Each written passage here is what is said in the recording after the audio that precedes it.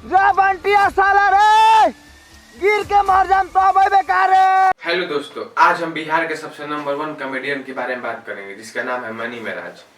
और उसका एक कॉमेडी आया है अंधा बहरा और समझदार। और उसका ये वाला कॉमेडी हमको बहुत अच्छा लगा।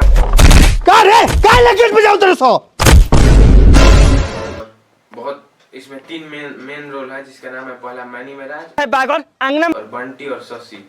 हाँ सरऊ चिल्ला बंटी बंटी तो तोर पूरा बात सुना तारा। मनी महराज अंधे का रोल किए हैं और शशि किया है समझदार का और बंटी किया है गुए का रोल। तो साला हम अपने कंफ्यूज बनी कि आंगना केने बा दुआरी केने बा बुझाते नहीं के।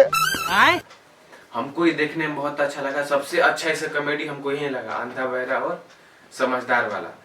आप इस कॉमेडी के बारे में क्या कहते हैं? नहीं देखें तो एक बार जरूर देखें, हमको बहुत अच्छा लगा। और कमेंट करें कैसा लगा है कॉमेडी या वीडियो कैसा लगा। चैनल सब्सक्राइब करें और धन्यवाद। अगले वीडियो में